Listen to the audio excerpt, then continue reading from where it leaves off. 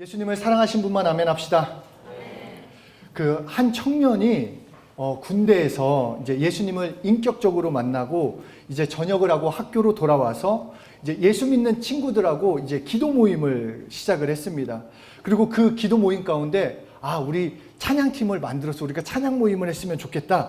이 하나님의 소원을 받아가지고 사람들을 모았대요. 친구들도 모으고. 그래서 함께 모여서 연습도 하고 준비하고 있는데 한참을 그렇게 찬양 모임을 준비하고 있는 그 가운데 그 준비하는 청년에게 한 통의 연락이 왔습니다. 뭐였냐면 버클리 음대 장학생으로 부르겠다라는 거예요.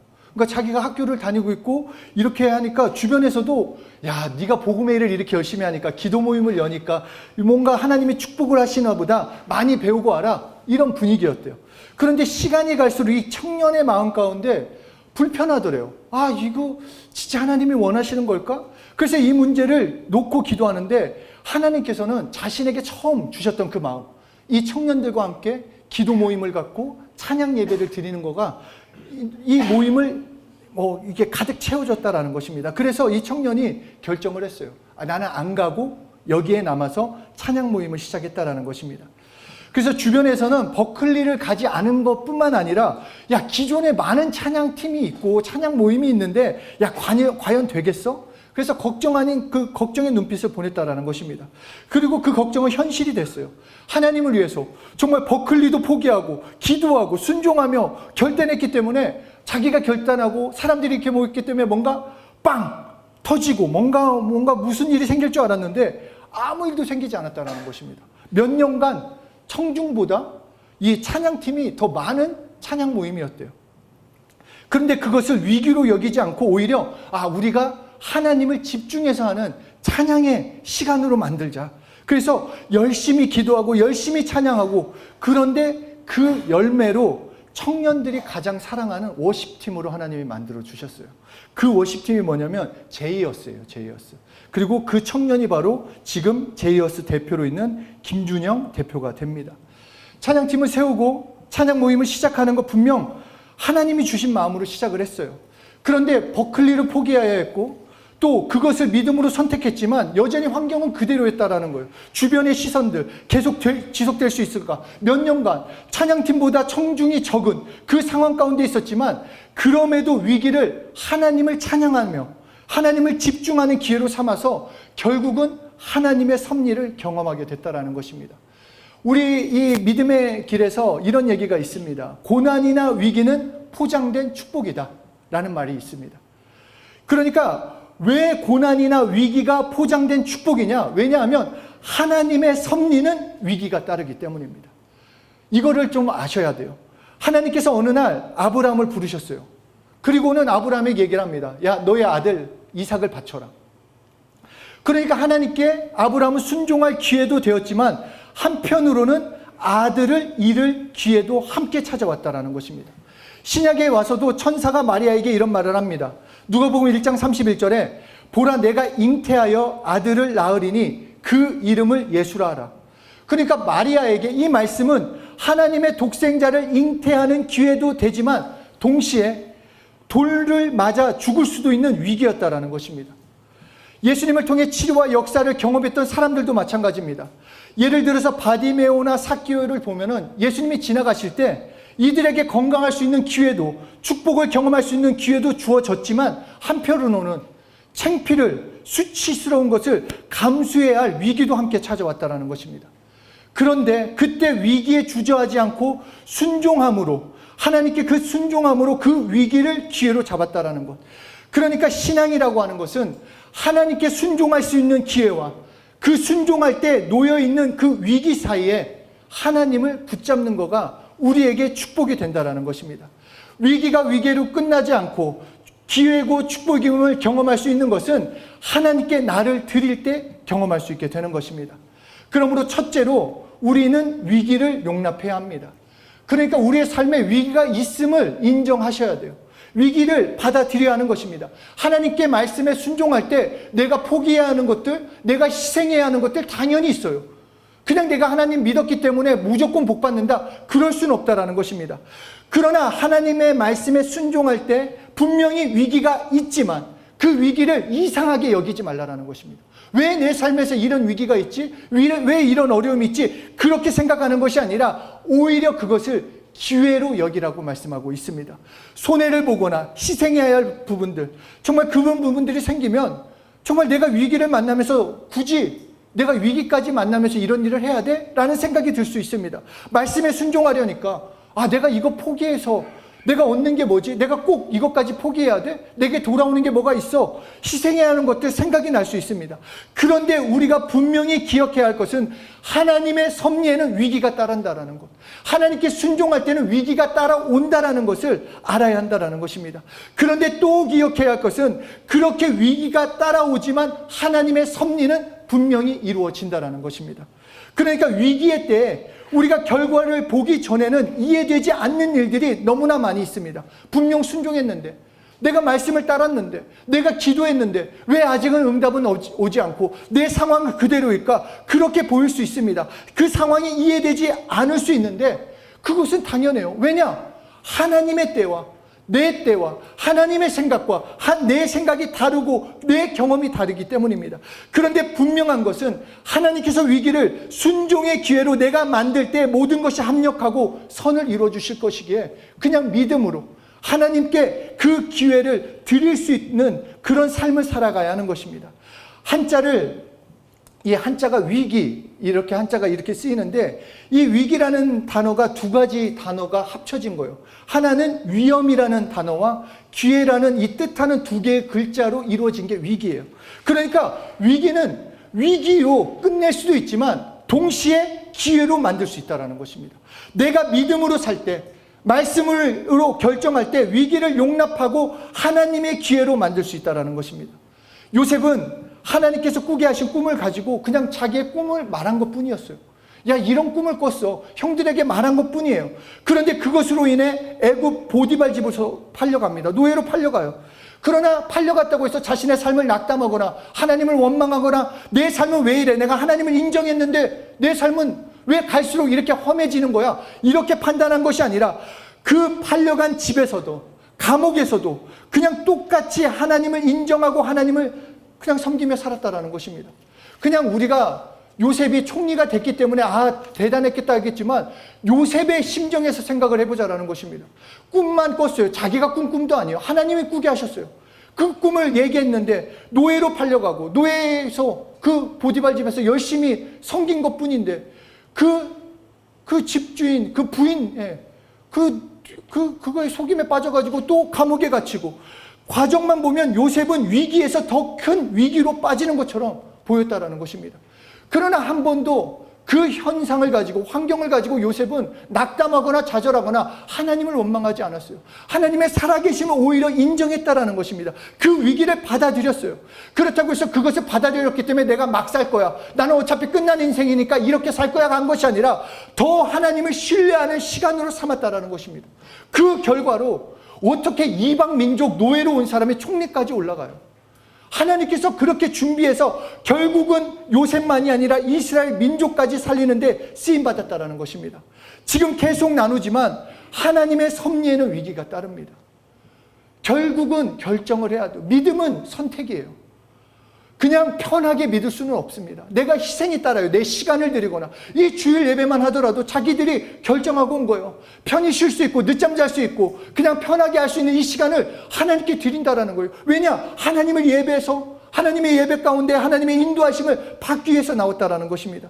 그러니까 우리가 그 하나님께 순종하는 가운데 하나님의 뜻에 나를 드리는데 위기가 따라오지만 결국은 하나님이 그것을 합력하여 선을 이루어주심을 믿으라는 것입니다. 순종하면 좋죠. 한 번에 되면 내가 하나님께 딱 기도했는데 기도가 끝나자마자 응답이 되면 너무 좋죠. 물론 그렇게 될 수도 있고 아닐 수도 있어요. 또 내가 하나님께 내 삶을 이렇게 바치겠다 했는데 내 삶을 이렇게 살겠다고 했는데 뭔가 이것도 생기고 저것도 생기고 해결되면 너무나 좋겠는데 그렇지 않을 때가 있다는 것입니다.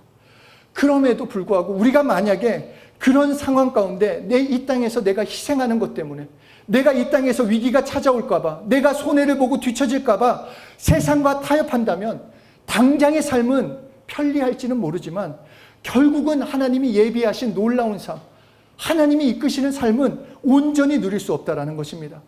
찬송가 내주 하나님 넓고 큰 은혜, 이 3절을 가사를 보면 이런 가사가 있습니다. 많은 사람이 얕은 물가에서 저 큰 바다 가려다가 찰싹거리는 작은 파도 보고 마음 약하여 못 가네 라고 한 것처럼 우리의 삶 가운데 하나님의 말씀에 순종하고 하나님을 따라감에 있어서 약간의 파도, 세상에 야 너 이렇게 살면 안 돼, 이렇게 살면 너 힘들어져, 너 이것도 포기해야 돼, 저것도 포기해야 돼, 이런 작은 파도에 놀라서 내가 하나님께 나의 삶을 드리지 못하고 순종하는 삶을 드리지 못하면 큰 은혜의 바다로 나갈 수 없다라는 것입니다. 말씀으로 살려고 하면 걸리는 것들이 많이 있을 것입니다. 하나님께서 주신 마음에 순종하려고 하면 포기하는 것들 때문에 갈등이 찾아올 수도 있습니다. 그래서 저 은혜의 바다로 나아가기만 하면 경험할 수 있는 것을 내가 온전히 누리지 못하는 것입니다. 위기는 사람마다 그 모습 다 다릅니다. 아브라함, 요셉, 모세, 마리아, 제자들, 그리고 우리 각자도 다 다릅니다. 맡겨진 일, 해야 하는 일, 그 위기가 다 다를 것입니다. 그러나 그 위기를 하나님께 순종의 기회로 삼으면 하나님의 일하심을 경험할 수 있습니다. 나는 정말 하나님을 체험하고 싶다. 결국은 순종을 해야 합니다. 결국은 내 발을 내디뎌야 합니다. 우리를 통한 하나님의 섭리, 하나님의 놀라운 역사를 경험하기 위해서는 위기를 기회로 나를 만드셔야 한다는 것입니다. 그러므로 둘째, 믿음의 야성을 회복해야 합니다. 동물원에 있는 사자들은 이미 야성을 잃었어요. 그래서 이 동물원에 가면은 얘네들은 재빠르지 않아요. 그냥 어슬렁어슬렁 거려요. 그냥 졸거나 하여튼 무기력해요. 왜냐하면 이들은 사냥할 필요가 없기 때문입니다. 사냥할 필요가 없기 때문에 그냥 때마다 먹을 것을 주니까 그 현실에 길들여져 그렇게 살다 끝납니다. 그런데 우리가 TV를 통해 동물의 왕국만 보더라도 와, 이 사자의 눈빛이 정말 살벌합니다. 어떻게든지 잡아먹으려고. 그냥 야성이 살아있어요. 왜냐? 먹이를 구하지 않으면 죽을 수밖에 없기 때문에. 어쩌면 아프리카 초원보다 동물원이 안전할지는 모릅니다. 사자가 사는 데 있어서. 야생의 위험과 위기는 더 많을 것입니다. 그런데 위험과 위기가 사자를 더 강하게 만든다는 것이에요. 오늘 본문의 배경은 오병이어의 이적을 경험한 직후예요. 빵 5개와 물고기 2마리로 어른 남자만 5,000명을 먹였으니까 약 2만 명가량을 먹였을 거예요. 예수님께서 축사해 주셨지만 손으로 나눠준 거는 제자들이었어요. 그러니까 얼마나 행복했겠습니까? 띄워줘도 계속 남는. 그래서 자기들의 한 일, 자기들의 간증 계속 떠들며 서로 얘기를 나누는데, 그래서 예수님이 그들과 함께 하는지도 몰랐어요.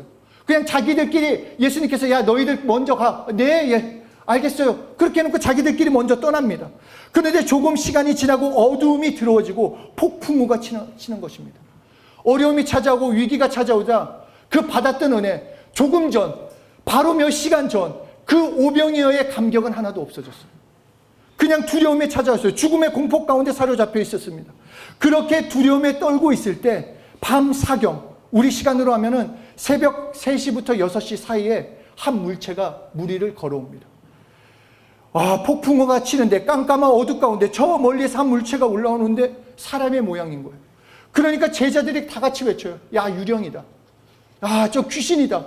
무서워하며 소리를 질렀습니다. 이때 예수님이 말씀하세요. 내니 두려워 말라. 야, 나야. 걱정하지 마. 나야. 두려워하지 마. 안심해. 그러자 제가 제일 좋아하는 형님이 나타나요. 베드로 형님이 말합니다. 예수님이세요? 정말 예수님이세요? 그러면 저를 물 위로 걸어오라고 해주세요. 그러자 예수님이 한마디도 더 붙이지 않고 와라, 오라 말씀하셨어요. 그러자 베드로가 배에서 그 얘기를 듣자마자 물 위로 걸어갔습니다. 누가 보더라도 베드로는 무모한 거예요. 제정신이 아닌 것처럼 보였어요. 말도 안 되는 거 아닙니까?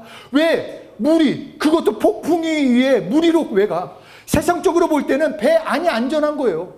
세상적인 기준으로 볼 때는 배 안이 제일 안전한 거예요. 그런데 왜 제 발로 위기 속으로 들어갑니까? 하여튼 베드로는 물 위를 걸어가다가 그 풍랑우가 무서워서 물에 빠졌어요. 그렇게 베드로가 물에 빠졌을 때 남은 제자들이 어떤 마음이었을까요? 저 자식 또 잘난 체 가더니 잘 됐다. 가만히나 있지. 왜 저렇게 행동을 해? 맨날 나서더니. 왜 그러냐? 배에 있었으면 아무 일도 없었을 텐데. 이런 생각을 했을 거예요. 세상 사람들이 말을 해요. 야, 예수로 사는 게 뭐가 있냐? 야, 예수 믿는 게 왜 예수 믿고 손해 사냐? 야, 예수 믿고 왜 희생하냐? 그냥 세상 배에 올라타서 그냥 흘러가는 대로 살아. 야, 너희도 평범하게 해. 그냥 주일 예배만 지키고 평일에는 네 원하는 대로 살아. 똑같이 살아. 똑같이 즐겨. 똑같이 그렇게 사는 게 안전한 길이야. 행복한 길이야. 다들 그렇게 살지 않아? 라고 얘기를 한다라는 거예요. 그러나 오늘 본문을 통해 그 베드로를 통해 우리에게 말씀하고 싶은 것은 배 안이 안전한 것이 아니라 물 위를 걷는 것이 가장 안전한 길이라고 알려주시는 거예요. 왜냐? 풍랑이 없기 때문에 안전한 것이 아니라 물 위를 걷는 것이 안전한 이유는 예수님이 함께 하시는 길이기 때문에, 예수님이 너와 함께 하시기 때문에 안전한 길이라는 것입니다. 말씀으로 살아가는 것, 위기가 다가와도 그 말씀에 순종하며 살아갈 수 있는 이유는 예수님이 함께 하시기 때문이에요. 내가 믿음으로 왜 걸어갈 수 있는가? 내 형편상, 내 상황상은 말씀에 순종하며 내가 희생할 게 너무 많고, 내가 지금 기도했는데 아무런 변화도 없고, 내 삶에 어떤 것도 지금 변화가 되지 않는데도 불구하고 왜 계속 기도해야 하고, 나는 왜 말씀대로 살아야 하나? 다른 사람은 예수 믿지 않고도 잘 나가는데, 예수 믿지 않고 부자 되고 예수 믿지 않고 편한 삶을 사는데 왜 나는 이렇게만 살아야 하나? 저도 가끔 그 생각이 들더라고요. 그냥 집 얘기를 하면서 나 이번에 집을 구하려고 하는데 7억이면 충분한 것 같아요. 7억이면 충분. 보지도 못한 돈인데 너무 편하게 얘기하는데 그러면서 갑자기 위축이 되는 거예요. 난 7천도 없는데. 그렇지 않아요? 만약에 내가 예수 믿지 않았으면 금방 좌절했을 거예요. 와, 나는 뭐지? 내 인생은 뭐지? 이 나이에 먹도록 나는 뭘 얻었지? 뭘 했지? 뭘 준비했지? 여러 생각이 들 거란 말이에요. 그런데 그것은 그것이 내 삶을 위기로 만들 수 없다라는 거예요. 왜냐? 먹이고 입히신 건 예수님인데, 지금까지 한 번도 굶은 거 없는데, 지금까지도 하나님께서 계속 내 삶을 인도해 주셨는데, 우리의 삶에서 이웃과 비교할 것도 없고 세상의 말에 현혹될 필요도 없어요. 왜냐? 내 삶을 인도하시는 분은 예수님이기 때문에. 잘 생각해 보세요. 이 세상에 예수님 말고 무리를 걸은 사람은 베드로밖에 없어요. 정말 전 세계에서 온 인류 이 역사 가운데 자연법을 뛰어넘는 진리를 경험한 건 베드로예요. 순종을 했기 때문에. 물론 물에 빠졌지만 죽었어요?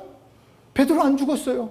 오히려 예수님의 강한 팔을 경험했어요. 그래서 베드로가 경험한 건 무엇이냐? 나는 예수 믿기 때문에 어떤 상황에서도 죽지 않는다. 나는 어떤 상황에서도 망하지 않는다. 나는 어떤 상황에서도 예수님이 함께 하신다. 그 믿음으로 평생에 그런 사역을 했다라는 것입니다. 오히려 능력을 경험했고 가장 안전한 길이 무엇인지 베드로는 체험했어요. 마찬가지예요. 예수님과 함께하는 거, 예수님과 함께하는 거. 예수님이 함께하지 않는 배는 위험한 배예요. 예수님과 함께하지 않는 배는 안전해 보이지만 침몰할지 몰라요.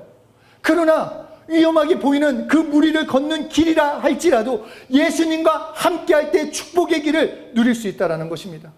세상 사람들 좋은 대학, 좋은 직장 가기 위해서, 또 사업을 성공하기 위해서 열심히 살아요. 진짜 열심히 살아요, 여러분. 정말 예수 믿지 않는 사람들도 자신의 삶에서 정말 시간도 물질도 다 들어가며 살아요. 왜냐? 정말 삶의 위기를 만나고 싶지 않아서. 평안한 삶, 행복한 삶, 정말 말년에 갈수록 더 정말 그냥 편안한 삶이, 그렇게 하면 잘 될 거라고 믿기 때문이에요.